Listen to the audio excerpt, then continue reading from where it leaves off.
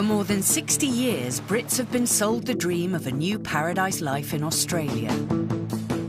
Every year, nearly 30,000 people emigrate to Australia, and many of these head for the vibrant city of Sydney, attracted to the harbour lifestyle and the 70-odd beaches up and down the coast.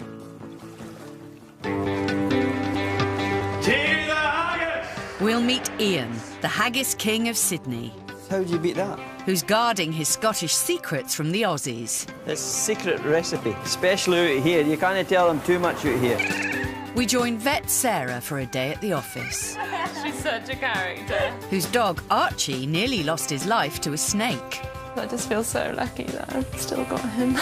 We jump on the big red bus with ex-commando Simon. I thought, I've done this for 16 years, I should do something else. Who's brought a little bit of London to Sydney.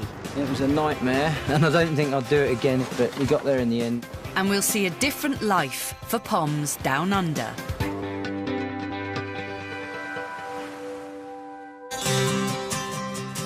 Over the last 200 years, 25 million Scots have relocated to different parts of the world, and thousands have ended up in Australia.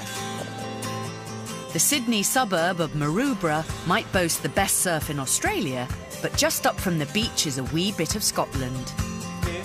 See you later. Annie, how are you? Scottish butcher Ian emigrated to Sydney with his wife Linda 30 years ago. It's a very big move, very homesick. The longer you're here, you know, the more you start to settle down. So we've been here since 1982 and not been back yet. Ian is originally from the small town of Methil in Fife. That was our house. Just 2 years after arriving in Sydney, Ian opened his butchers, specialising in traditional Scottish meats. This is liver, lungs and heart. Oh, it's beautiful, eh? Look at that. Love haggis. Today he's got one of his biggest orders of the year, to make 70 kilos of haggis for St Andrew's Day. Everybody says, how do you make it? Everybody has their own ways. I have my way, and that's just what I've done since I've done my apprenticeship back in Scotland. Ian started his apprenticeship when he was just 15 years old. I left the school on a Friday. I went down to a butcher shop called G.W. Douglas. I went in, seen the boss, and he says, yeah, you can start right away. So I started on a Tuesday, and that was it. Never stopped since. 30 years later, the recipes that Ian learnt in Scotland have made him one of the most successful Scottish butchers in Australia. But those recipes are a closely guarded secret. I'll show you what I have to show you for the mix. I done all my seasonings and that before you come here. Nobody knows about the recipes. I mean, I know my recipes off by heart because I've been making them for basically since I was, 15. I spend a lot of time and effort on making haggis. I take a lot of pride in my work. So, see that? There's a burst one. That's got to come out. So, how do you beat that? Some of his customers have travelled 10,000 miles to put in their order. Hello there. I'm here. You're here. Mary and Bob Moffat are on holiday from Scotland. We come every year because my son stays in Sydney. He works here, so this is where we get our white pudding and our haggis and our steak pies. How much slicing are you wanting, haggis? But they're not just here for the haggis. They're actually from Ian's hometown. I used to work in the pub we used to come to where I stayed, where we stayed. Yeah, I used to go to the pub where this woman was a barmaid, and would you believe it? I used to go and have a pint after I finished work. He hasn't been back. I know, terrible. I'm missing everybody. Stick all it, and they've got the black pudding and the haggis slice instead of getting a whole haggis. So just have a wee portion of haggis for ourselves with our totties and neeps, and that's it. Thank you very much. Lovely. Good to see you. Right. See you later. OK, look after yourself. Sure the now. We better go and check the haggis because they may be starting to do the Highland Fling out there or something. Cooking haggis using traditional methods is no mean feat. It's swollen. Yeah, well, you would swell too if you were in the water that long.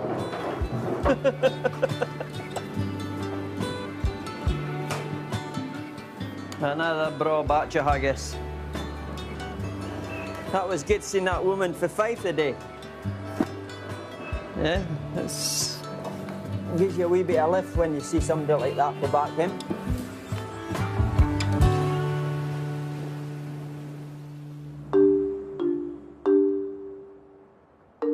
The trend for Brits to emigrate to Australia has been increasing over the last century.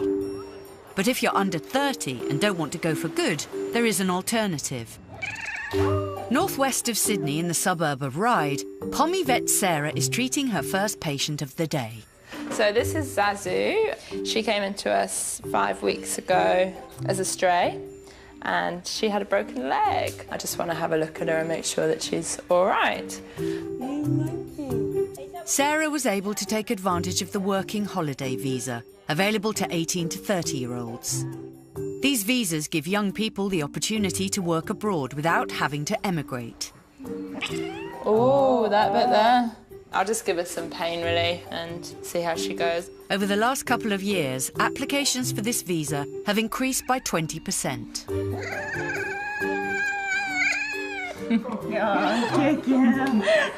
She's such a character. Sorry about that, Danny. Originally from Northumberland, Sarah qualified as a vet 5 years ago. I've always loved animals, I've always been very drawn to them, and I suppose I just want to help them at the end of the day and help people, help the owners. Yeah, she's purring again. When she can tear herself away from her cuddly kittens, there's another benefit to life as a vet down under. The fact that I can go to work on the weekend and finish at 1 o'clock, and in an hour I can be on the beach at Bondi. I love that. So cool. It makes it seem like it's a holiday every day. Whilst many Poms enjoy life in the city, for others it's literally a busman's holiday. An hour's drive south of Sydney, 41-year-old Simon is taking his family out into the bush, camping. There we go, there's the bus.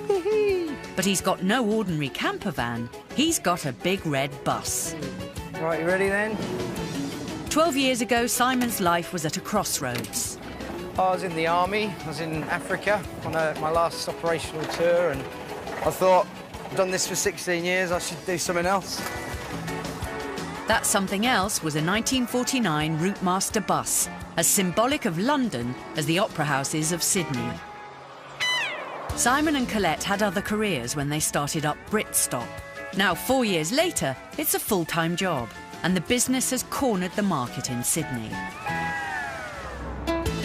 The bus is a party on wheels for weddings, stag nights and highbrow corporate events in Sydney. It was a bit of a harebrained scheme, but I just liked the fact that it was something that we could do together. I found it exciting to run our own business because it's such an icon, the big London double-decker bus. I could just see it working. Plymouth-born Simon met his Aussie wife Colette in 1997 in the Backpackers pub in London. I was based with the Paras at the time, so we were up there with our maroon T-shirts and para wings, you know, posing and being all tough soldiers.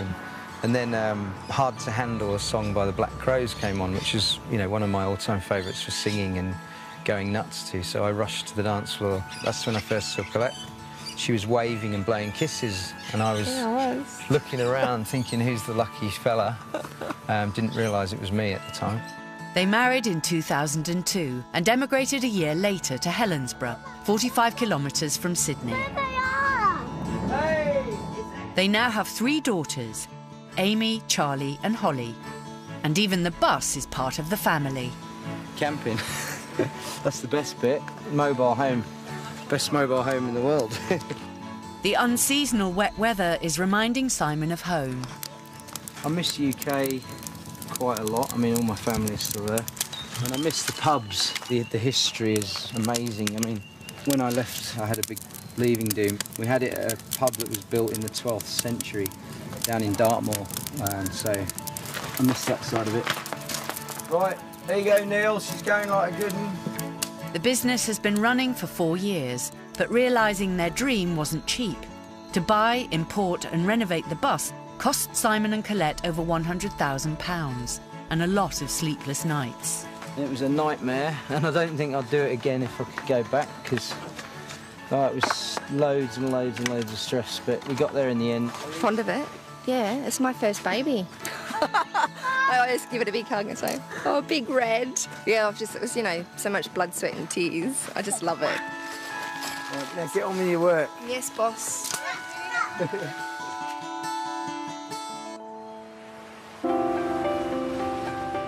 Family firms make up around 70% of all Australian businesses and employ 50% of the workforce. Ford does the Scottish pies. Ian has been running his family business for nearly 30 years, and he's now starting to think about the future. My son's started coming into the shop. Hopefully we'll get him to take over from me. But for the moment, 24-year-old Cameron is working his way up. Get out of here. Cam's Head chef. head chef today. He does a really good breakfast. Nobody else does it like Cameron. If Cameron's not here, breakfast is no good. I'm training Cameron, my son. He wants to come into the business, so he's actually been in the business now for about a year and a half. You like haggis? Love it. If I could eat it every week, I would. It's the best, fresh. It's the best. He could take over the shop and run the business and everything else, but he doesn't like any fat or touching things that's he's better than what he was, but I mean, at least he's he does pick up a knife, and the boys will show him bits and pieces to do, but he really should have went to TAFE and done the apprenticeship. St Andrew's Day is a huge celebration in the Scottish calendar, and no less so down under. There's only a few days to go, and Ian's got some haggis to deliver. Another load of haggis, Cam. But his mind is still on passing the business on to his son. I think it's a bit harder.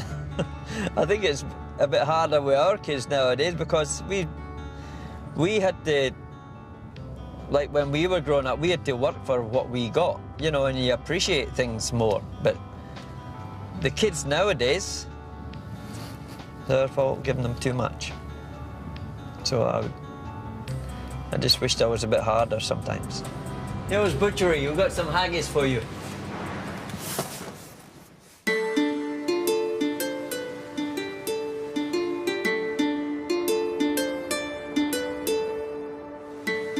On the banks of the Hawkesbury River, 60 kilometres north of Sydney, Pommy vet Sarah is enjoying her day off.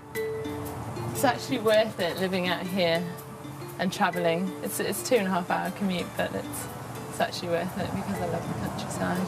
Sarah arrived in Sydney on a one-year working holiday visa, but she didn't come alone.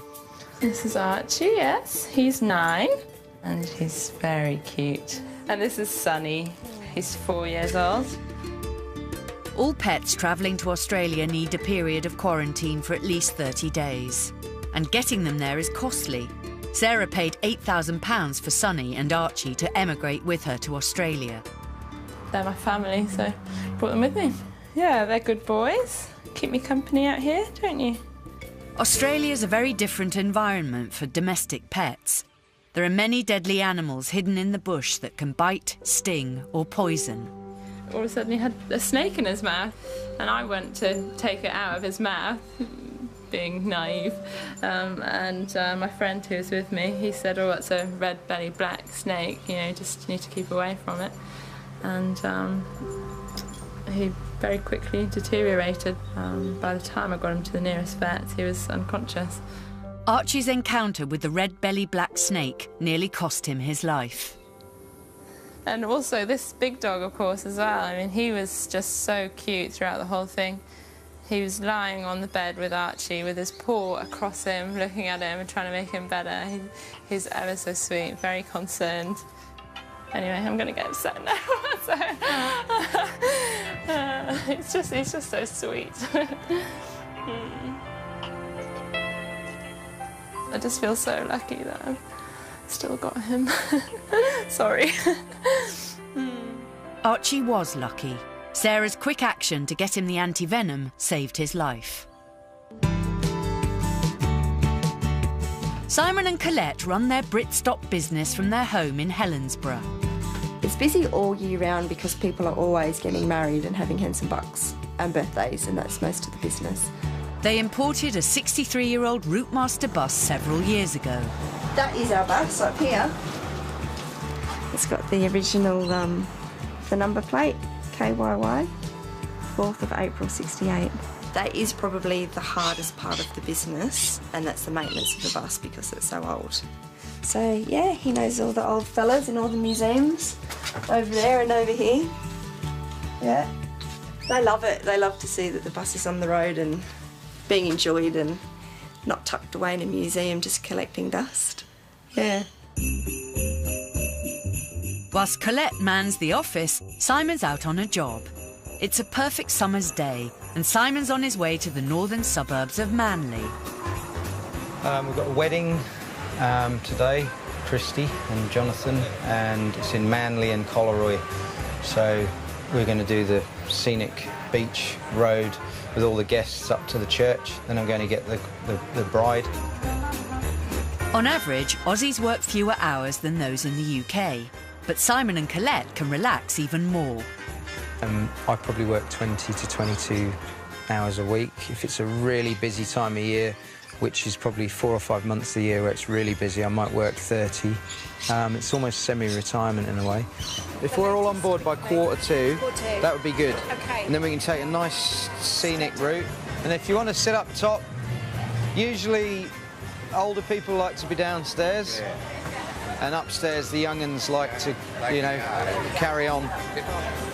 And you two, you're going to be pushing, right, from the back, OK? Because it's big hill coming up.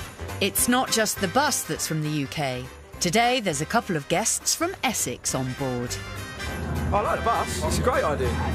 We flew in because of the wedding and we've been told where to go and we got here. But I like the bus.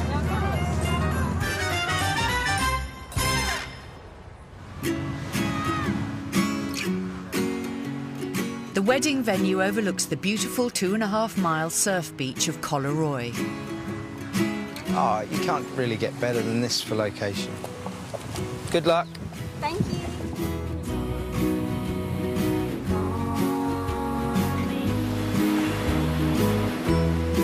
It's been a long journey since Simon left the army, but after 12 years, both he and Colette are now seeing the rewards. You know, we could definitely push.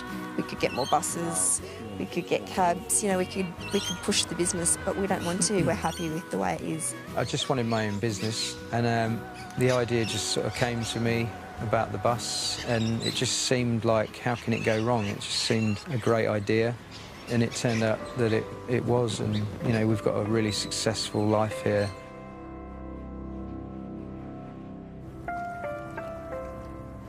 It's St Andrew's Day in Sydney. Hundreds of Scottish Sydney-siders gather to celebrate their patron saint at the Murrayfield Ball. And Ian's haggis is taking centre stage. Fair far, your honest sonsy face. Great chieftain at the pudding race. Aboon the ma you tap your place, pinch, stripe, or there. I think the further away from Scotland you get, the more Scottish you become. Do you know what I mean? And then, so you can't get much further away than Australia. So the Scots here are really proud to be Scottish, and any chance they get to put a kilt on and show off their legs, they're up for it, right? Ladies and gentlemen, to the haggis!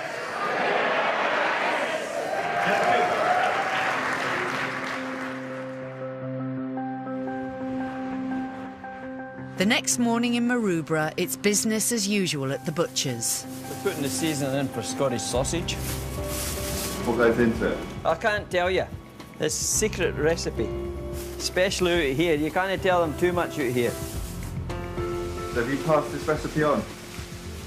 Cameron knows it. He's going to be the next sausage maker. I hope. Is that right, Cam? Aye. While Ian hopes that his son Cameron will take over the butcher's in the future, for now he's not quite ready to let go. You know, I've done my best. I've had a good run. You know, I'm 60 this year. I haven't any plans to retire or even thinking about it, but if If something happened to me suddenly or something like that, well, there's not much I could do about it, is there? It'd just be dead and buried. As long as I'm fit enough for to do it, I'll always be here. That right, Cam? Aye.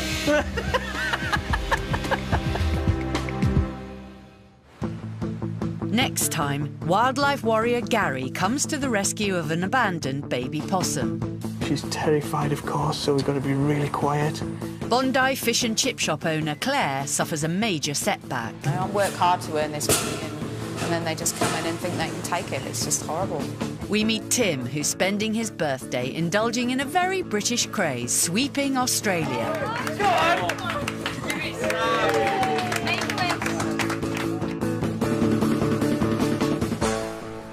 Under new management this weekend, England start over and will be hoping for a springboard to their Euro 2012 campaign with a friendly against Norway tomorrow, live at 7 here on ITV1. Next though, caught red-handed, Carl and Sunita have a lot of explaining to do back in Coronation Street. For more than 60 years, Brits have been sold the dream of a new paradise life in Australia. Every year, nearly 30,000 people emigrate to Australia, and many of these head for the vibrant city of Sydney, attracted to the harbour lifestyle and the 70-odd beaches up and down the coast.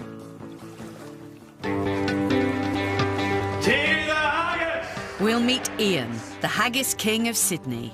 How did you beat that? Who's guarding his Scottish secrets from the Aussies. It's a secret recipe, especially out here. You can't tell them too much out here. We join vet Sarah for a day at the office. She's such a character. Whose dog Archie nearly lost his life to a snake. I just feel so lucky that I've still got him. We jump on the big red bus with ex-commando Simon. I thought, I've done this for 16 years, I should do something else. Who's brought a little bit of London to Sydney. It was a nightmare, and I don't think I'd do it again, but we got there in the end. And we'll see a different life for Poms down under.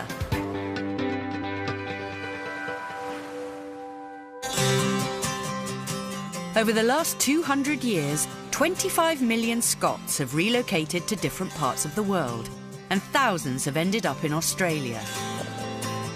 The Sydney suburb of Maroubra might boast the best surf in Australia, but just up from the beach is a wee bit of Scotland. See you later. Annie, how are you? Scottish butcher Ian emigrated to Sydney with his wife Linda 30 years ago. It's a very big move, very homesick. The longer you're here, you know, the more you start to settle down. So we've been here since 1982 and not been back yet. Ian is originally from the small town of Methil in Fife. That was our house. Just 2 years after arriving in Sydney, Ian opened his butchers, specialising in traditional Scottish meats. This is liver, lungs and heart. Oh, it's beautiful, eh?